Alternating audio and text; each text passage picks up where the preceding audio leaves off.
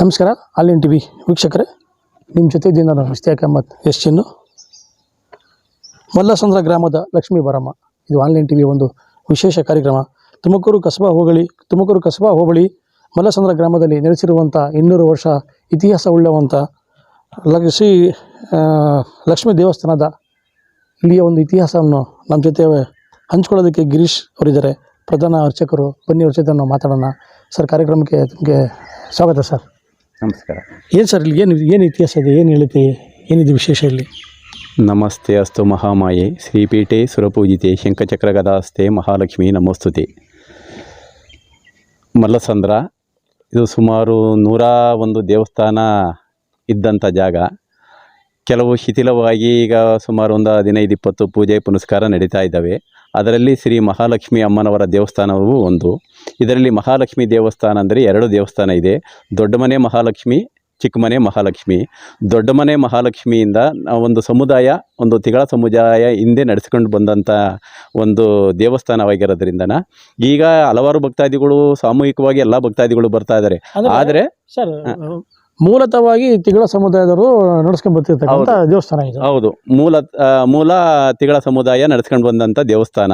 Karunakara JC Mallasandra Lakshmi ದೇವಸ್ಥಾನದಿಂದ ತುಮಕೂರು ತಾಲೂಕು. ಈ ದೇವಸ್ಥಾನದಲ್ಲಿ ಸಹಾಯಕರಾಗಿ ಸೇವೆ ಸಲ್ಲಿಸ್ತಾ ಇದ್ದೀವಿ. ದೇವಸ್ಥಾನದಲ್ಲಿ ಹಿಂದಿನ ಕಾಲದಿಂದಲೂ ಭಾಳ ವಿಜೃಂಭಣೆಯಿಂದ ನಡ್ಕೊಂಬಂದಿರೋದು. ಈಗಿನ ಇದರಲ್ಲಿ 1.5 ವರ್ಷದ ಹಿಂದೆ ದೇವಸ್ಥಾನ ಪ್ರತಿಷ್ಠಾಪನೆಯಾಗಿ ಉದ್ಘಾಟನೆ ಆಗಿದೆ. ಇನ್ನು 2 ವರ್ಷಗಳ ಕಾಲದಲ್ಲಿ ಈ ದೇವಸ್ಥಾನ ತುಮಕೂರು ಜಿಲ್ಲೆಯಲ್ಲಿ ಮೊದಲನೇ ದೇವಸ್ಥಾನ ಅಂತೇಳಿ ಹೆಸರುವಾಸಿ ಗಳಿಸಲಿದೆ. ದೊಡ್ಡ ಮನೆ ದೇವಸ್ಥಾನದಿಂದನ ಒಂದು ಹೆಣ್ಮಗನ ಕೊಟ್ಟರು. ಆ ಮಗಿಗೆ ಮನೆಯಲ್ಲಿ ದೇವರು ಇಲ್ಲ ಅಂದಿದ್ದಕ್ಕೆ ಒಂದು ಭಾಗ ಕೊಟ್ಟರು. ಅದನ್ನೇ ಚಿಕ್ಕ ಮನೆ ದೇವಸ್ಥಾನ, ಚಿಕ್ಕ ಮನೆ ಮಹಾಲಕ್ಷ್ಮಿ ದೇವಸ್ಥಾನ ಅಂತ ನಾವು ಕರಿತೀವಿ ಪ್ರತಿದಿನಲ್ಲಿ. ಇದು ಸುಮಾರು 150-200 ವರ್ಷದ ಹಿಂದೆ ನಮ್ಮ ಪೂರ್ವಿಕರು ನಡೆಸ್ಕೊಂಡು ಬಂದರು. ನಡೆಸ್ಕೊಂಡು ಬಂದು ಇಲ್ಲಿ ಏನಪ್ಪ ವಿಶೇಷ ಅಂದರೆ, ಒಂದು ಸಂತಾನ ಭಾಗ್ಯ ಬೇಕು ಅಂದರೆ ಬಂದು ಆ ಹೆಣ್ಮಗಿಗೆ ಒಂದು ನೀರು ಹಾಕ್ಸ್ಕೊಂಡು ಒಂದು ಪ್ರಾರ್ಥನೆ ಮಾಡ್ಕೊಂಡು ಹೋದಾಗ, ಅವ್ರಿಗೆ ಒಂದು ಒಳ್ಳೆಯದಾದಾಗ ಪ್ರಾರ್ಥನೆ ಮಾಡ್ಕೊಂಡು ಬಂದು ಅವರು ಒಂದು ಸೇವೆ ಸಲ್ಲಿಸ್ತಾರೆ. ರೈತರುಗಳು ಬೋರ್ವೆಲ್ಲು, ಜಮೀನು ವ್ಯವಹಾರಗಳು, ಬೆಳೆ ಲಾಸ್ ಆದಾಗ, ಬೆಳೆ ಬರಲಿಲ್ಲ, ಇಂಥವಕ್ಕೆಲ್ಲನ ಪ್ರಾರ್ಥನೆ ಮಾಡ್ಕೊಂಡು ಅವರು ಅರಿಕೆ ಮಾಡ್ಕೊಂಡು ಸುಮಾರು ದೇಣಿಗೆ ಕೊಟ್ಟು ಇದನ್ನು ದೇವಸ್ಥಾನ ಅಭಿವೃದ್ಧಿ ಮಾಡಿದ್ದಾರೆ. ಸರ್, ಜೊತೆಗೆ ನೋಡಿ, ಏನು ಕಂಕಣ ಬಗ್ಗೆ ಕೂಡ ಇಲ್ಲಿ ಪ್ರಾಪ್ತಿಯಾಗುತ್ತೆ ಅಂತೇಳಿ ವಿಚಾರ ಇದೆ. ಹೌದೌದು, ಇಲ್ಲಿ ಬಂದು ಪ್ರಾರ್ಥನೆ ಮಾಡ್ಕೊಂಡು ಹೋಗಿ ಕಂಕಣ ಬಗ್ಗೆಗಳು ಅವರಿಗೆ ಲಭಿಸಿದೆ. ಎಲ್ಲ ಒಳ್ಳೆಯದಾಗಿರೋದ್ರಿಂದ ಸುಮಾರು ಅಭಿವೃದ್ಧಿಗೆ ಎಲ್ಲ ಕೈ ಜೋಡಿಸ್ತಾ ಇದ್ದಾರೆ. ಜೊತೆಗೆ ನೋಡಿ, ಇಲ್ಲೇನು ಕೆರೆಯಲ್ಲಿ ಬಾವಿ ತೆಗೆಯುವಂಥ ಒಂದು ಪ್ರತೀತಿ ಇದೆ. ಅದು ಯಾವ ಥರ, ಹೆಂಗೆ, ಏನು, ಯಾವ ಒಂದು ಉದ್ದೇಶಕ್ಕೆ ತೆಗೆಯುವಂಥದ್ದು ಅದು? ನಾವು ಒಂದು ಶ್ರೀ ಅಮ್ಮನವರ ಜಾತ್ರೆ ಮಾಡಬೇಕು ಅಂದರೆ, ಇದು ನಮ್ಮ ದೇವಸ್ಥಾನಕ್ಕೆ ಸಂಬಂಧಪಟ್ಟದ್ದು. ಸುಮಾರು ನಮ್ಮ ತುಮಕೂರು ಜಿಲ್ಲೆ, ಬೆಂಗಳೂರು ಜಿಲ್ಲೆ ಜಾಸ್ತಿ ಇದೆ. ಕರ್ನಾಟಕದಾದ್ಯಂತ ಇದಕ್ಕೆ ಭಕ್ತಾದಿಗಳಿದೆ. ನಾವು ಒಂದು ಜಾತ್ರೆ ಮಾಡಬೇಕು ಅಂದಾಗ ಬಿಜ್ಜಿಣ ಅನ್ನ ಇದೆ, ಅದರಲ್ಲಿ ಕುಂಭ ಇದೆ. ಮೂಲ ನಾವು ದೇವಸ್ಥಾನ ಕುಂಭ ಇದೆ. ಆ ಕುಂಭನ ನಾವು ಇಲ್ಲಿ ಮೆರವಣಿಗೆ ಮುಖಾಂತರನ ನಾವು ತಗೊಂಡೋಗಿ ಕೆರೆಯಲ್ಲಿ ಹೊಸ್ದಾಗಿ ಒಂದು ಬಾವಿ ತೆಗಿತೀವಿ. ಬಾವಿ ತೆಗೆದೋದಕ್ಕೆ ಪೂಜೆ, ಅಭಿಷೇಕ ಎಲ್ಲ ಮಾಡಿ, ಅಲ್ಲಿಂದ ನಾವು ಹೊಸ್ದಾಗಿ ನೀರು ತಂದು ಇಲ್ಲಿ ದೇವರಿಗೆ ಅಭಿಷೇಕ ಮಾಡಿ, ಅದರಿಂದನ ನಾವು ಬೆಳಿಗ್ಗೆ ಮಹಾಮಂಗಳಾರತಿ, ಆಮೇಲೆ ಅರಿಸೇವೆ ಮುಖಾಂತರನ ನಾವು ಜಾತ್ರೆನ ಸ್ಟಾರ್ಟ್ ಮಾಡ್ತೀವಿ. ಸರ್ ನೋಡಿ, ದೇವಸ್ಥಾನಗಳಲ್ಲಿ ಪ್ರತಿ ವರ್ಷ ವಿಜೃಂಭಣೆಯಿಂದ ಜಾತ್ರೆ ಮಾಡೋಂಥದ್ದು, ಮತ್ತು ಒಂದು ಊರಲ್ಲಿ ಜಾತ್ರೆ ಆಯಿತು ಅಂದರೆ ಊರಿಗೆ ಅದೊಂದು ಹಬ್ಬದ ರೀತಿ ಕಳೆ ಕಟ್ಟುತ್ತೆ. ಆದರೆ ಇಲ್ಲಿ ವಿಶೇಷತೆ ಏನಪ್ಪ ಅಂದರೆ 3 ವರ್ಷಕ್ಕೊಮ್ಮೆ ನಡೆಯುವಂಥ ಜಾತ್ರೆ ಇದು. ಹೌದೌದು. ಆಮೇಲೆ ಏನಕ್ಕೆ ಅಂದರೆ, ಇಲ್ಲಿ ಸ್ಥಳೀಕರು ಯಾರೂ ಇರಲಿಲ್ಲ ಹಿಂದೆ. ಏನು ಹೇಳಿ, ಈ ದೇವಸ್ಥಾನಕ್ಕೆ ಸಂಬಂಧಪಟ್ಟವರು ಸ್ಥಳೀಕರು ಯಾರೂ ಇರಲಿಲ್ಲ. ಇದರದ ಕಾರ್ಯಕರ್ತರೆಲ್ಲ ಹೊರಗಡೆಯಿಂದ ಬರೋರು. ಅದರಿಂದನ ವರ್ಷ ಮಾಡೋಕ್ಕೆ ಕಷ್ಟ ಆಗುತ್ತೆ ಅಂತ 3 ವರ್ಷಕ್ಕಿಂತ ನಡ್ಸ್ಕೊಂಬಂದರು ಅವಾಗಲಿಂದಲ್ವ. ಅದರಿಂದ 3 ವರ್ಷಕ್ಕೊಂದ್ಸರಿ ಕಂಟಿನ್ಯೂ ಆಗಿದೆ. ಈಗ ಅದನ್ನೇನು ಬದಲಾವಣೆ ಆಗಿ ಇವತ್ತಿನ ಪರಿಸ್ಥಿತಿಯಲ್ಲಿ ವರ್ಷಕ್ಕೊಮ್ಮೆ ಮಾಡೋಂಥದ್ದು ಆ ಥರ ಏನಿಲ್ಲ. ಅದನ್ನು ಬದಲಾವಣೆ ಮಾಡಬೇಕು ಅಂತ ಇದೆ. ಈಗ ಪ್ರತಿ ವಾರ ಅನುದಾನ ನಡೀತಿತ್ತು.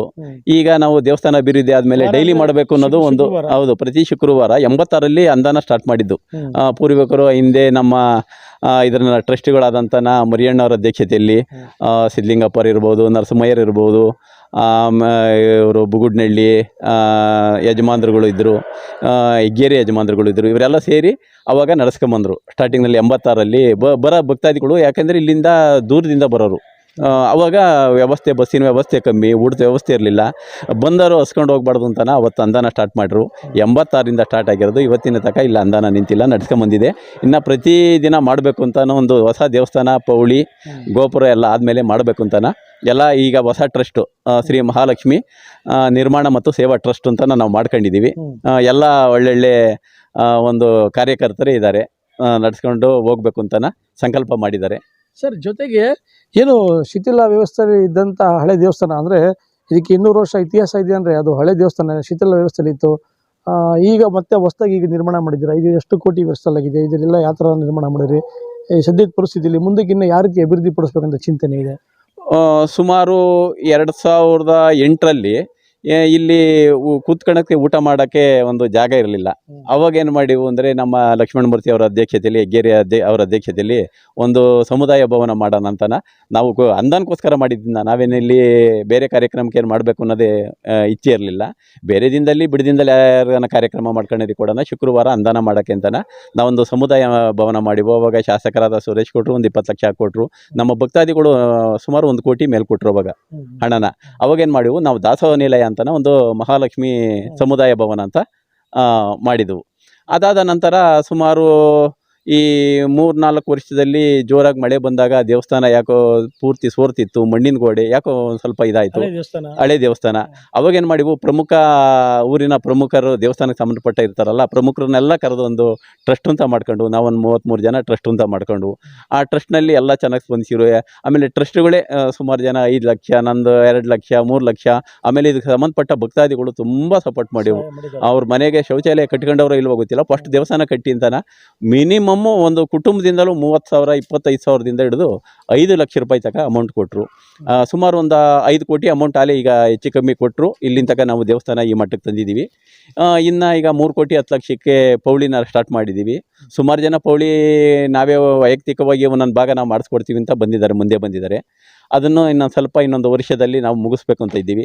3 ಕೋಟಿ 10 ಲಕ್ಷ ಕೊಟ್ಟಿದ್ದೀವಿ. ಅದಾದ ನಂತರ ರಾಜಗೋಪುರ ಇದೆ. ರಾಜಗೋಪುರನೂ ಒಂದು 3 ಕೋಟಿ ವೆಚ್ಚ ಇದೆ. ಭಕ್ತಾದಿಗಳು ತುಂಬ ಉತ್ಸುಕದಾಗ ಇದ್ದಾರೆ, ಅದನ್ನು 100ಕ್ಕೆ 100 ನೆರವೇರಿಸ್ತಾರೆ. ಅದು ನಮಗೆ ಸಂಪೂರ್ಣ ಗೊತ್ತಿದೆ. ಏನಿದು ಆನ್ಲೈನ್ ಟಿವಿಯ ವೀಕ್ಷಕರೇ, ಈ ಒಂದು ದೇವಸ್ಥಾನದ ಇತಿಹಾಸದ ಬಗ್ಗೆ, ಇದು ಮಲ್ಲಸಂದ್ರ ಗ್ರಾಮದಲ್ಲಿ ನೆಲೆಸಿರುವಂಥ ಶ್ರೀ ಮಹಾಲಕ್ಷ್ಮಿ ದೇವಸ್ಥಾನ, 200 ವರ್ಷ ಇತಿಹಾಸ ಉಳ್ಳುವಂಥ ದೇವಸ್ಥಾನದ ಬಗ್ಗೆ ಇಲ್ಲೇನನ್ನು ಬರೋಂಥ ಭಕ್ತರಿಗೆ ಕಷ್ಟ ಕಾರ್ಪಣ್ಯಗಳು ದೂರ ಆಗುತ್ತೆ ಅನ್ನೋದನ್ನು ನಮ್ಮ ಜೊತೆ ಗಿರೀಶ್ ಪ್ರಧಾನ ಅರ್ಚಕರು ತಿಳಿಸ್ಕೊಟ್ಟಿದ್ದಾರೆ. ಇದು ಒಂದು ದೇವಸ್ಥಾನ ಅಂದರೆ ಊರಲ್ಲಿ ಒಂದು ಸುತ್ತಮುತ್ತ ಊರಿನ ಗ್ರಾಮಸ್ಥರಿಗೆ, ಗ್ರಾಮಗಳಿಗೆ ಶಾಂತಿ ನೆಲೆಸುವಂಥ ಒಂದು ದೇವಸ್ಥಾನಗಳಿರುತ್ತೆ. ಇದು 200 ವರ್ಷದ ಹಳೆಯ ದೇವಸ್ಥಾನ. ಈಗ ಸಾಕಷ್ಟು ಅಭಿವೃದ್ಧಿಯಾಗಿದೆ, ಮುಂದಕ್ಕೂ ಕೂಡ ಅಭಿವೃದ್ಧಿ ಮಾಡುವಂಥ ಚಿಂತನೆ ಇದೆ. ಇಲ್ಲಿ ಪ್ರತಿ ಶುಕ್ರವಾರ ಏನು ಬರೋಂಥ ಭಕ್ತರಿಗೆ ಊಟದ ವ್ಯವಸ್ಥೆ ಇದೆ. ಇದು ದಿನನಿತ್ಯ ಅದು ಕೂಡ ದಾಸವಾಳ ನಡಿಬೇಕಂತೇಳಿ ಇವರ ಚಿಂತನೆ ಇದೆ. ಮಲ್ಲಸಂದ್ರ ಗ್ರಾಮದ ಲಕ್ಷ್ಮೀ ಬಾರಮ್ಮ, ಇದು ಆನ್ಲೈನ್ ಟಿವಿಯ ಒಂದು ವಿಶೇಷ ಕಾರ್ಯಕ್ರಮ ಆಗಿತ್ತು. ಸರ್, ನಮಗೆ ತಾವು ಸಾಕಷ್ಟು ಇಲ್ಲಿಯ ಮಾಹಿತಿ ತಿಳಿಸ್ಕೊಡಿದ್ದೀರಾ, ತಮಗೆ ಅಭಿನಂದನೆಗಳು ಸರ್. ನಮಸ್ಕಾರ. ಆನ್ಲೈನ್ ಟಿವಿ, ಇದು ನೈಜ ವರದಿಗಳ ಭಂಡಾರ. ನಮಸ್ಕಾರ.